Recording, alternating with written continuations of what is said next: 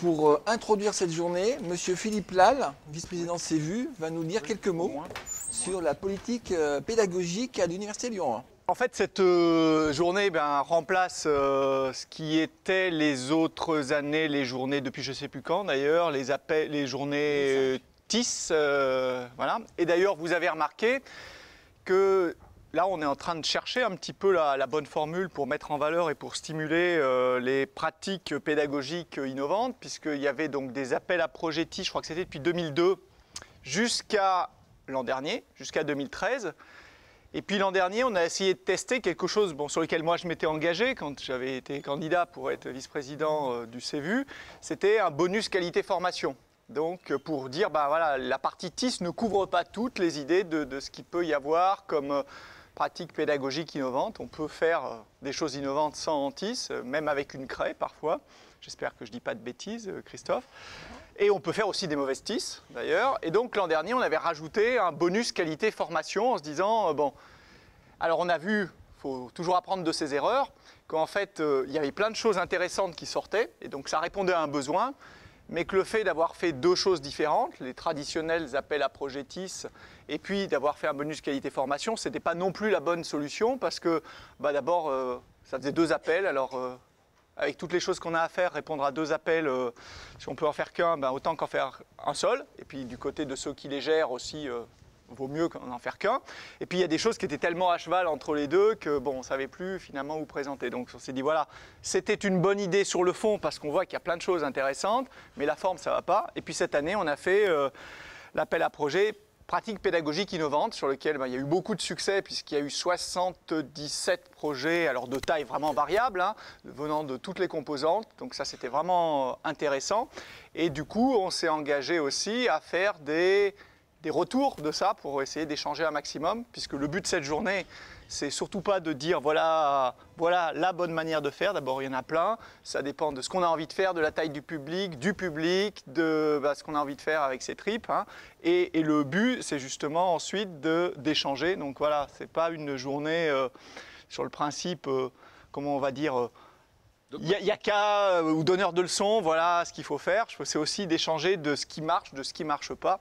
Donc c'est vraiment le but de cette journée. De toute façon, c'était déjà le but des journées TIS avant, mais c'est encore plus le but de stimuler les choses. Voilà. Donc tu me demandais en fait de dire c'est quoi la politique pédagogique de Lyon 1. C'est essayer de donner des moyens pour qu'il y ait des projets qui sortent, que les gens échangent après. Et puis, d'abord parce que je pense que ça nous fait plaisir quand on essaye des choses nous-mêmes en tant qu'enseignants. Alors finalement, je suis content de voir qu'il y a des enseignants, on va dire, jeunes et des plus expérimentés. Comme ça évite de dire... voilà, donc il y a des jeunes et des plus expérimentés. Ce qui est dommage, c'est qu'il y en ait... C'est comme, vous savez, c'est comme quand on est face aux étudiants et qu'on voit un amphi à moitié vide et on râle en tant qu'enseignant en disant oui, sauf que ceux qui sont là, c'est pas ceux auprès desquels il faut râler. Donc, mais j'espère que plus tard il y en aura plus. Et alors ok, on est content d'échanger entre nous, on est content de tester des choses, même si des fois ça marche pas forcément. Et alors l'autre volet de la politique, de ce que j'espère mettre en place, c'est qu'on va essayer de former un peu plus les moniteurs, enfin. Les nouveaux moniteurs, même s'ils restent chez nous que 3 ans, pendant 3 ans ils enseignent, donc c'est déjà bien. Et puis on va essayer de faire en sorte que ensuite, quand ils vont faire leur dossier pour aller candidater pour être maître de conf, chez nous ou ailleurs, peu importe, on leur ait donné des billes un petit peu pour se placer et pour mettre dans leur dossier, pour montrer qu'ils n'ont pas juste fait une très bonne thèse, mais qu'eux aussi ils ont fait de l'enseignement et ils ont essayé de faire des choses intéressantes en enseignement. Donc ça c'est le volet de ce qu'on va essayer de mettre en place à partir de l'automne.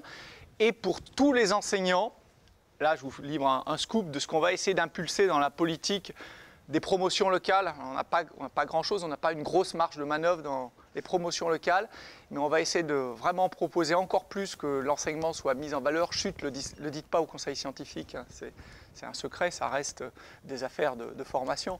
Mais on va essayer de faire que les enseignants qui le veulent, ce n'est pas obligatoire, fassent un petit dossier, on est en train de monter ça, un dossier de valorisation pédagogique pour que ceux qui veulent mettre en avant vraiment ce qu'ils ont fait en termes d'innovation pédagogique, ils puissent le formaliser. On les accompagne pour le formaliser dans un petit dossier qui fera que, j'espère, les conseillers qui sont en charge de regarder ça regarderont en particulier l'investissement pédagogique et pas simplement de dire voilà, j'ai fait tant d'heures, etc.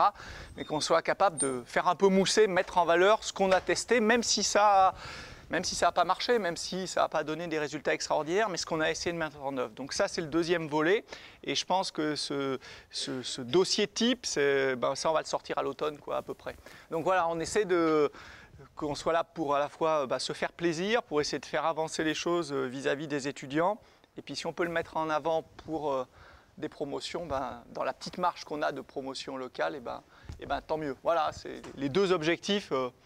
Et puis alors je regrette de ne pas pouvoir rester parce que moi j'ai malheureusement une réunion dans 10 minutes, alors qui est importante, c'est la commission handicap, mais entre nous, si je pouvais rester ici, je préférerais rester ici. C'est filmé, tu pourras tout revoir après. Non, oui, mais donc on ne dira pas que j'aurais préféré ne pas aller à la commission handicap, non, c'est important d'y aller, mais malheureusement ça se télescope et ça m'embête bien. Voilà, donc j'essaierai peut-être de passer quand même en fin de matinée si ça ne dure pas trop longtemps. Voilà, et bonne demi-journée à tous. Voilà.